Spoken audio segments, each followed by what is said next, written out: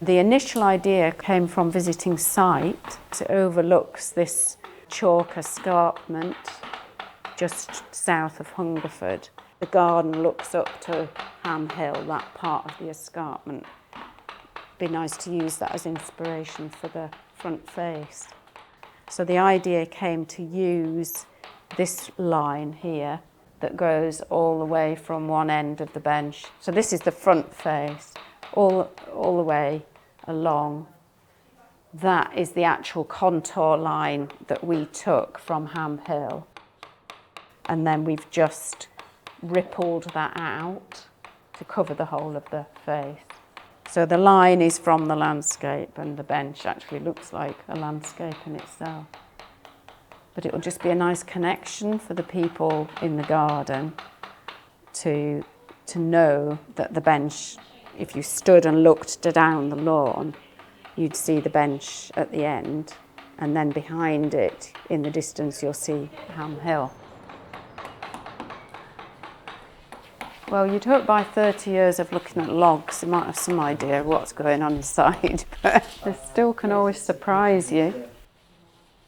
I mean, that inclusion was a surprise. To have something of this size, no indication of that on the bark or the log, you know, that was right in the heart. So there's always the heart telling you that there was a branch there. That's why it's crazy there. Oh, it's just the tree. It's just how the tree grew and reacted to that inclusion. The inclusion being where there were two branches and it grew together. One branch here, and at the end of there is the other one. That's the very heart of the one that went that way. That's the very heart of the one that went that way. But the inclusion is what was the bark on two branches that have then grown together, and then as the tree swelled with age, just enveloped it. So that's why it's called an inclusion, because it was completely included in the body of the tree, and nobody would have known it was there, because that was encapsulated hundreds of years ago. The ecologist that came got so excited because he said, you know, the little bugs and stuff, you know, these are the ancestors of the ancient forest. They were in there hundreds of years ago and they've just reproduced. They've only ever lived in there. They've never seen the light of day.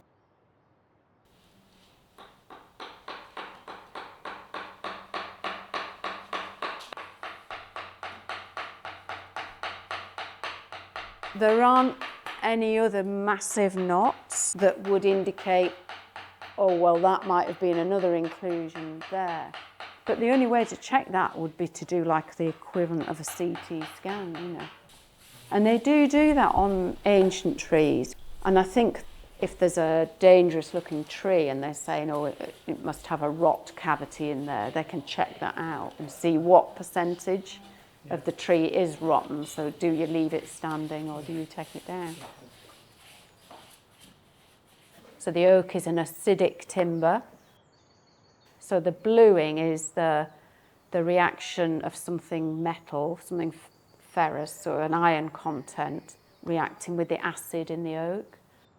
So those tannins, those brown colours that you see washing out of wood that's left out in the rain, that's the tannin reacting with the ferrous content of the metal and just turning the wood this inky blue, and it's sort of paler the further away from the metal. Eventually what will happen is that acid, that tannin, will dissolve the metal. Usually it's a nail that's been hammered into the tree, or fairground signs, or village fete, or in a field, so a farmer might have attached things to it. Sometimes there is part of the nail there. There's some down here.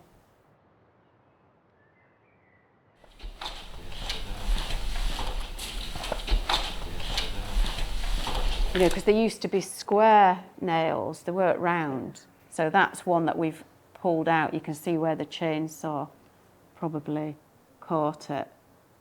And we'll have seen the dust when you're cutting through the tree.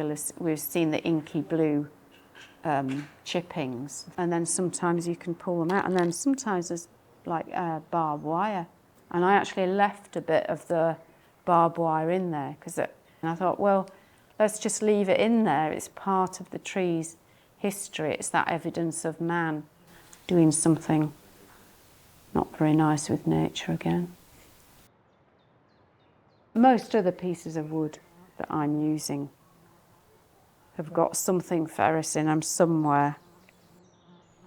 But that was a significant tree hundreds of years ago. It's from Petworth Landscape Park.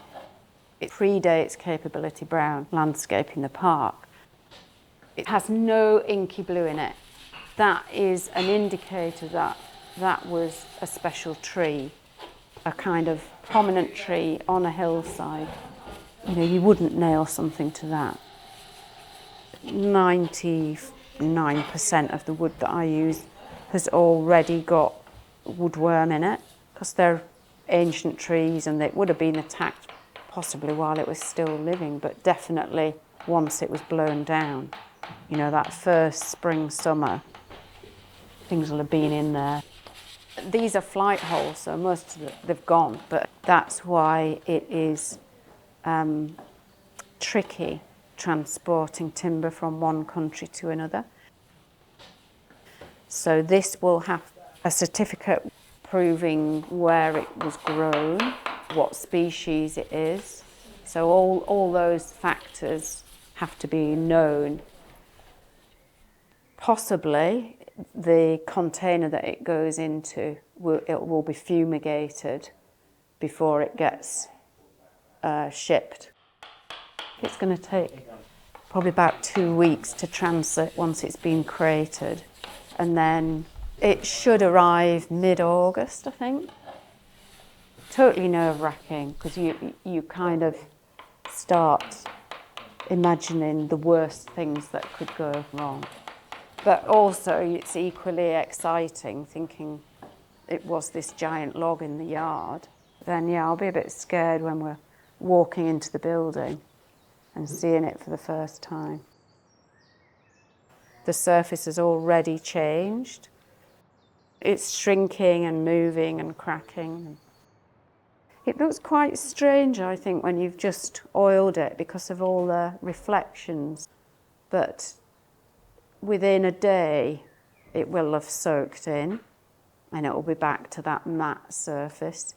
Because if you look across that surface now, it's completely absorbed some of it. It looks dry in places. Yeah. So it will take, you know, some good few hours to put one coat of oil on, depending on how many people are doing it. One coat of oil and then leave it about a week for that to be absorbed properly, and then another successive couple of coats, and then that'll be it. The last month will be just oiling, letting it soak in properly, re-oil, soak in. And then really crucially, once you've got a good, and you don't want it slopping everywhere, dripping on the floor and all that, it needs to be done carefully so we don't get pools of oil. As soon as you've oiled it, you let it soak in for a few hours and then take the excess off, because if you leave it on there, it goes to this awful jelly like stuff, and that's a nightmare. So the coats need to be applied carefully with taking off that excess.